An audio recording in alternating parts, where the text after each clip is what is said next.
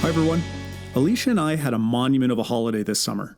We traveled to Europe for our honeymoon 10 years ago and decided this summer we were going to go back and do it again. It was also good timing for this holiday as Alicia is beginning a new career as a travel agent, so she was putting her skills to the test in booking this epic getaway. This trip went flawlessly over the 3 weeks that we were away, which started in Berlin and included Florence in the Tuscany region and finished up with a stay in underrated La Spezia and of course Cinque Terre. The vacation also included this place, Ispra Italy, which is relatively unknown to Western travelers. Alicia and I hosted an international student this past year from Germany, and we made the trek to Ispra to see him again and meet his family. We spent a busy 3 days in Ispra, and this is our journey. We made it to Ispra by first flying into Milan Malpensa Airport and renting a car. The airport is super easy to get around, and right away, you know you're in Milan.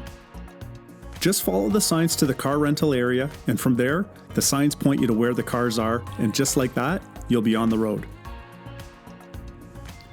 It was my first time driving in Italy, and it was a bit nervy at first, but after navigating the few roundabouts, I was feeling more comfortable.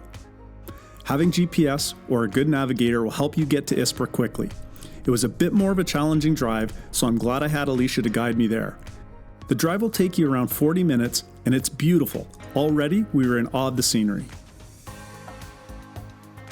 We made it, and Alicia found us a very nice quiet spot.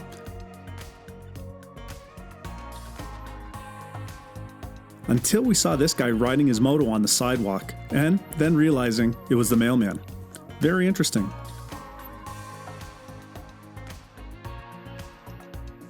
Our unit was on Airbnb, and I'll leave the link in the descriptions. It was a nice space, perfect for 2 people or a family, and when you open the doors, look at this view. Simply incredible.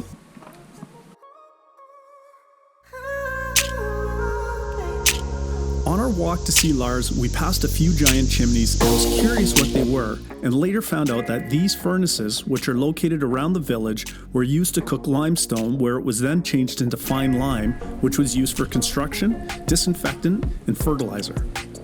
Some of this Ispra lime was also used in the 14th century for the construction of the Duomo in Milan. Pretty cool stuff. There's a self-guided hike through the village where you get a closer look at these furnaces. We connected with Lars, and yes, you guessed it, a flex. Some things never change. Their place was situated closer to Lake Maggiore, which is the second largest lake in Italy. They had great views and easy access to the lake for a swim. The water was perfect, crystal clear, refreshing, and just look at this place, just so picturesque. Ispra is an amazing spot. The following day, we took a 15-minute drive north of Ispra to Lugugno, where we visited an Italian national monument, Santa Cantarina del Sasso. This monastery was built in 1170, right into the side of the mountain, overlooking Lake Maggiore, and is still active today.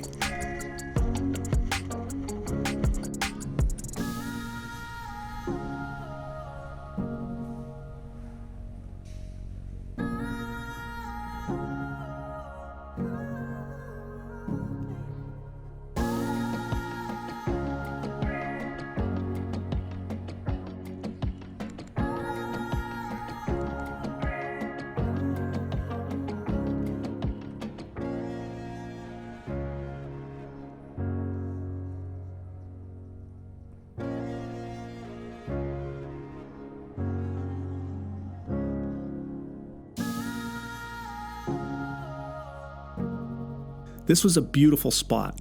The church left you speechless. And if you're not able to complete the winding stairway down the mountain, there's a lift that will take you. There's also a ferry service available for access to and from the other side of the lake. This is a must-see if you're in Ispra.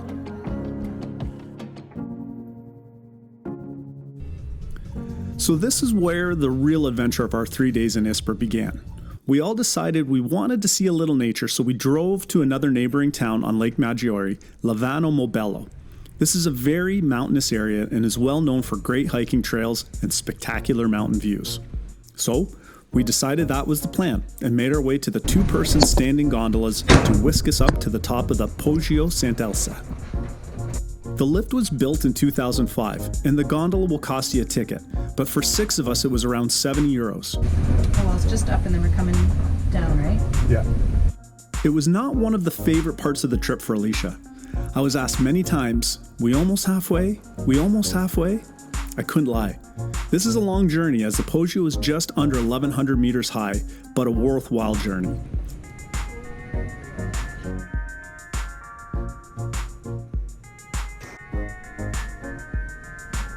Once you reached the top, the temperature was cooler and the scenery was exceptional.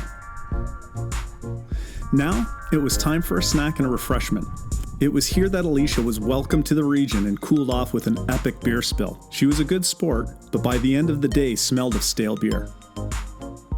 So it was time to hike down. I was really looking forward to this as I always love a challenge and the adventure of a mountain hike.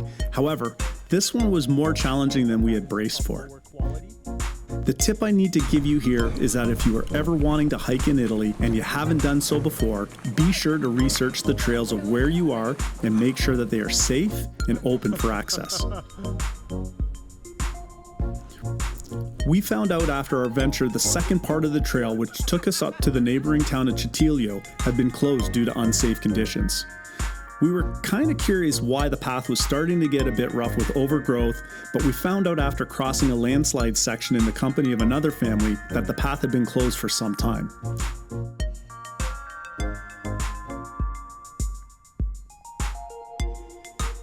We found this sign in the village of Chitilio. That would have been nice to see a bit sooner. Okay, it's impossible to go because of unstable conditions. So I gave you in English American. You can make a photo of that, what you have done.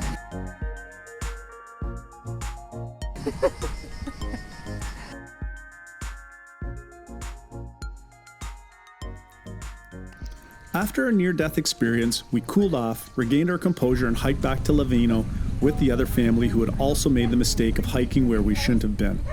We kept looking at the mountain for the remainder of our walk, and I was still in a bit of shock of what we did, amazed that we pulled it off, and thankful that it was behind us.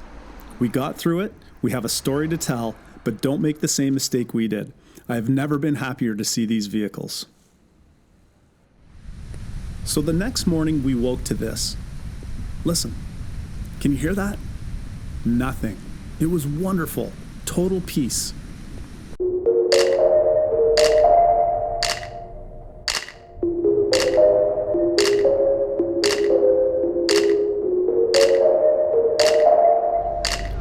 Our plan for today was to rent a boat and tour Lake Maggiore and see the beautiful scenery by the water, but unfortunately the weather was questionable and the boat tour was canceled.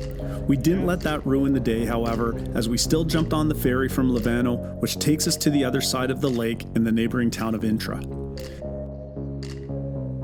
This place was amazing, with the windy, narrow streets, lots of shops, and of course in the city center, another jaw-dropping church. This day turned out to be a very nice alternative. Just remember that these narrow streets are not just for pedestrians, but traffic.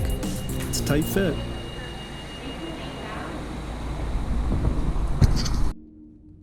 From here, it was then a journey around the lake by car, and we simply enjoyed the drive and the scenery and the newness of being back in Europe. The pace is so much slower here than back home, and it doesn't take long to get caught up in it. We decided to stop at one more place before the end of the day, and that was in Stresa. This resort town was pretty swanky and had a lot of posh hotels along the water. Like earlier in the day, we just got out to walk around, found a nice spot to eat, and then wandered down to the shore and took in the breathtaking views. Most.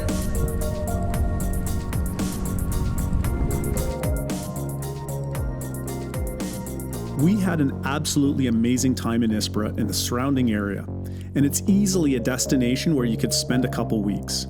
Lake Maggiore is beautiful and plays second fiddle to its neighbor Lake Como, but there's plenty to see and do here, so be sure to consider Ispra as a potential destination. Alicia and I were thrilled to see Lars again and meet his family, and it went so well that we're already discussing another trip to Europe to see them.